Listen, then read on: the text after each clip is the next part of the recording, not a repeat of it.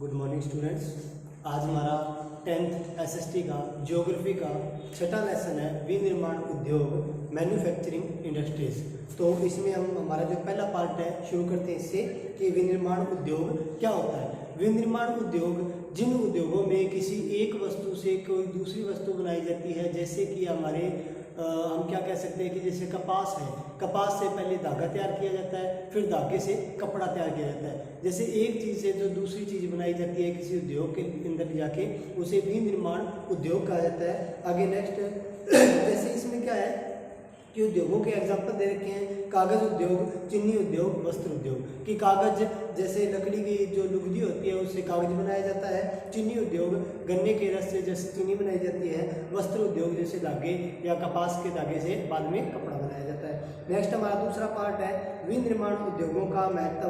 कि विनिर्माण उद्योगों का महत्व कौन कौन सा है। तो विनिर्माण उद्योग किसी देश की आर्थिक शक्ति का आधार होता है कि जहाँ जिस क्षेत्र में या जिस देश में ज़्यादा से ज़्यादा उद्योग लगाए जाते हैं, जैसे कि अगर कोई एक क्षेत्र है वहाँ पे फैक्ट्रियाँ ज़्यादा लगाई गई हैं, तो इसका मतलब है कि वो जो देश है वो उसकी आर्थिक स्थिति अच्छी है, उसके पास पैसे ज़्यादा है। इन उद्योगों से लोगों को रोजगार मिलता है और इन उद्योगों से विदेशी मुद्रा प्राप्त होती है। अब अगर कोई उद्योग लगाया जाता है तो उसमें काम करने वाले जो मजदूर हैं वो उसी जगह के होंगे, तो हम क्या कह सकते हैं कि वहाँ पे रहने वाले सभी लोगों के पास रोजगार है। बेरोजगार लोग बहुत कम है, तो देश अपने आप आगे बढ़ेगा।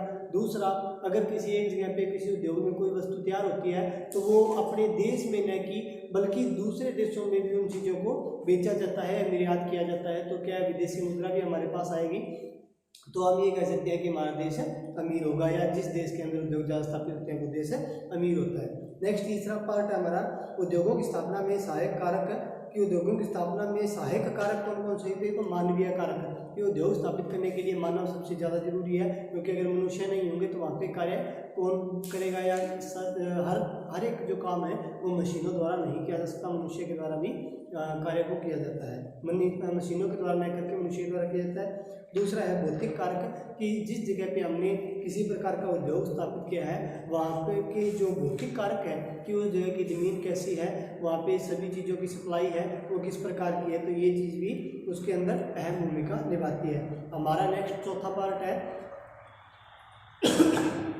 मानवीय कारक। कि मानवीय कारक किस प्रकार से कार्य करते हैं। तो मानवीय कारक में क्या है, श्रमिक जो मजदूर होते हैं, बाजार जहाँ से लोग इन चीज़ों को खरीदते हैं, क्योंकि अगर नज़दीक में बाजार होगा तो कोई चीज़ है उसकी जो बिक्री है वो ज़्यादा बढ़ेगी। अगर नज़दीक में कोई बाजार नहीं है तो उस चीज़ की बिक्री क्या है, कम हो जाती है। नेक्स्ट है हमारा परिवहन। कि अगर परिवहन के साधन ज़्यादा होंगे, कि कोई एक जगह है जहाँ पे उद्योग स्थापित कर लिया गया है, अगर उसके पास वहाँ पे किसी प्रकार की कोई रेल लाइन बिछाई गई है या सड़क लाइन है या जो रोड है वो वहाँ से जो ज़्यादा व्हीकल है वो गुजर रहे हैं, तो क्या है वहाँ से सभी जो हमारा तैयार माल है वो जल्दी उठ जाएगा और वहाँ पे कच्चा माल जल्दी पहुँचे। लेकिन परिवहन के साथ अगर न हो तो वहाँ पे उद्योग स्थापित नहीं किया जा सकता। नेक्स्ट इसका पार्ट है पूंजी और बैंक। कि अगर जो व्यक्ति उद्योग स्थापित करना चाहता है उसके पास पैसे हैं या उसके नज़दीक कोई बैंक लगता है जिसमें पैसे डलवा सके निकलवा सके, तो ये जो पूंजी और बैंक दोनों सुविधाएं हैं ये उद्योगों के जो अहम भूमिका निभाती है उद्योगों के स्थापित होने में और न होने में। नेक्स्ट इसका पांचवा पार्ट है भौतिक कारक। कि भौतिक कारक कौन कौन से होते हैं। तो एक तो कच्चा माल हो गया, कि अगर हमें कोई चीज़ तैयार करनी है, जैसे कि हमें कपड़ा बनाना है, कपड़ा बनाने के लिए कच्चे माल में क्या हमें धागे की जरूरत होती है। अगर धागा होगा तो ही कपड़ा बनेगा, कि अगर कच्चा माल नहीं है तो तैयार माल नहीं मिल सकता। दूसरा शक्ति के साधन। शक्ति के साधन में हम ये कह सकते हैं कि एक जो कच्चा माल है उसको वहाँ तक पहुँचाने में, तैयार माल ले जाने में, मशीनें चलाने में, जिस प्रकार की शक्ति का ऊर्जा की जरूरत होती है अगर वो हमारे पास है तो हम क्या है कि ये जो उद्योग है वो चला सकते हैं। नेक्स्ट हमारा तीसरा पार्ट है जल की सुलभता। कि कोई एक जगह है, जैसे कि अगर हमें तैयार करना है किसी प्रकार का कोई कपड़ा, तो उसमें धागा है, धागे को हमें मतलब सूखा नहीं रखना होता, उसको कुछ गीला करना होता है ताकि जो धागा कपड़ा बनाते टाइम टूटे ना। तो अगर हमारे पास जल की सुविधा नहीं होगी तो हम उस धागे को गीला नहीं कर पाएंगे। गीला नहीं करने की से जो हमारा कपड़ा है वो नहीं तैयार हो पाएगा। तो जो जल की सुविधा है उसमें महत्वपूर्ण भूमिका निभाती है। नेक्स्ट है हमारा अनुकूल जलवायु। अब अनुकूल जलवायु में हम ये कह सकते हैं कि ऐसी जलवायु होनी चाहिए जिसके माध्यम से जिसकी वजह से हम क्या है अपने जो उद्योग स्थापित किया है उसको सही ढंग से चला सकें। जैसे कि अगर हम किसी कपड़ा बनाने वाले उद्योग की ही बात करते हैं तो उसमें क्या है, बहुत ज़्यादा गर्मी जो है 45 से 50 डिग्री का टेम्परेचर है तो वो सुलभ नहीं होता है, क्योंकि इतना ज़्यादा टेम्परेचर होने से क्या है कि जो हमारा कपड़ा है या जो धागा है वो जल्दी सूखेगा, जल्दी सूखने से वो जल्दी टूटता है। तो अनुकूल परिस्थिति होनी चाहिए कि वहाँ पर आर्द्रता बनी रहे। अब नेक्स्ट हमारा छठा पार्ट, उद्योगों का वर्गीकरण कीजिए। तो सबसे पहले श्रमिकों की संख्या के आधार पर बड़े पैमाने के उद्योग, छोटे पैमाने के उद्योग। कि उद्योग दो प्रकार के हो सकते हैं, बड़े पैमाने के, छोटे पैमाने के। बड़े पैमाने के होते हैं जिसमें ज़्यादा मजदूर काम करते हैं, छोटे पैमाने के जिसमें कम मजदूर काम करते हैं।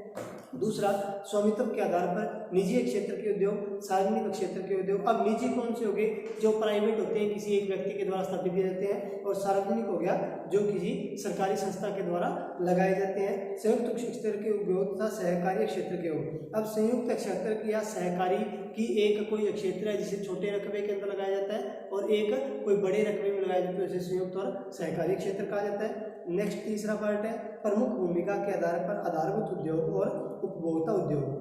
की प्रमुख भूमिका, एक उपभोक्ता का उद्योग हम ये कह सकते हैं कि छोटे पैमाने के का जो उद्योग होता है उसे उपभोक्ता, और जो बड़े पैमाने के होते हैं उसे आधारभूत उद्योग कहा जा सकता है।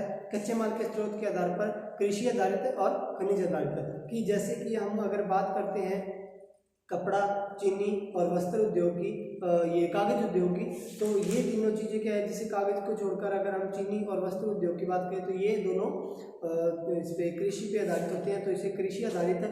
और इसके बाद अगर हम बात करते हैं कि किसी लोहे की तार बनाने वाली तो वो हम जमीन से जो लोहे से निकालते हैं उनसे तैयार किया जाता है, वो एक खनिज आधारित है। तो लोहे के तार बनाना ये खनिज आधारित, और कपड़ा बनाना ये कृषि आधारित उद्योग है। अब कच्चे माल, इसके आगे कच्चे तथा तैयार माल की मात्रा व भारत में के आधार पर हल्के उद्योग और भारी उद्योग। हल्के उद्योग कौन से होते हैं, भारी उद्योग कौन से होते हैं। जैसे कि अगर हम कपड़े की बात करें तो जो कपड़ा उद्योग है वो हल्के उद्योगों में आ जाता है। इसके बाद जो हमारा लोह ऐसक या किसी प्रकार का उद्योग है जो लोहे का कार्य किया जाता है तो उसे हम भारी उद्योग के नाम से जानते हैं। आगे हमारा इसका सातवां पार्ट है सूती वस्त्र उद्योग। तो भारत में पहली सूती मिल की स्थापना 1854 ईस्वी में 1854 ईस्वी में मुंबई में की गई थी, बम्बई में हुई थी, और यह भारत का सबसे बड़ा उद्योग है। वर्ष 2012 के आंकड़ों के अनुसार देश में लगभग 2708 सूती कपड़े की मिलें हैं। भारत में सूती वस्त्र उद्योग अधिकतर महाराष्ट्र और गुजरात में विकसित हुआ है। और इसमें हम क्यों कह सकते हैं कि महाराष्ट्र और गुजरात में क्यों है कि वहाँ पे काली मिट्टी है, काली मिट्टी होने की वजह से वहाँ पर कपास सबसे ज़्यादा उगाई जाती है, और सबसे ज़्यादा कपास उगाने के लिए जो कच्चा माल है उनको वो वहाँ पे नज़दीक मिलता है, तो उसी जगह पे जो इसके सूती वस्त्र की जो मिल है वो वहाँ पर ज़्यादा लगाई जाती है। आगे आठवां पार्ट है जूट वस्त्र उद्योग। सूती वस्त्र उद्योग के बाद भारत का दूसरा महत्वपूर्ण उद्योग है। पहले नंबर पे सूती वस्त्र उद्योग, दूसरे पे जूट वस्त्र उद्योग। तो भारत में जूट की लगभग 17 मिलें हैं, इनमें से 17 मिलें पश्चिमी बंगाल में हुगली नदी के किनारे पे है, क्योंकि जूट को तैयार करने के लिए सबसे ज़्यादा पानी की उसमें ज़रूरत होती है, तो ये नदियों के किनारे पर ही ज़्यादा जो मिलें हैं वो लगाई जाती है। आगे 9वां है ऊनी वस्त्र उद्योग। तो भारत में ऊनी वस्त्र उद्योग के प्रमुख केंद्र पंजाब में अमृतसर, लुधियाना, महाराष्ट्र में मुंबई, गुजरात में अहमदाबाद और जामनगर तथा उत्तर प्रदेश में कानपुर, आगरा और मिर्ज़ापुर। ये जो नाम इसमें दिए गए हैं आप ढंग से पढ़ के याद कर लेना। और नेक्स्ट इसमें हमारा 10वां और लास्ट पार्ट है रेशमी वस्त्र उद्योग। भारत में रेशमी वस्त्र उद्योग का लगभग 90 मिलें हैं, जिनमें प्रति वर्ष 8.5 लाख किलोग्राम रेशम का धागा तैयार किया जाता है। भारत में 90% से अधिक रेशम का जो उत्पादन है वो कर्नाटक, पश्चिम बंगाल और जम्मू और कश्मीर में किया जाता है। तो आगे इसके बाकी जो बचे पार्ट है वो हम नेक्स्ट लेक्चर में करेंगे। आज के लिए इतना ही, थैंक यू।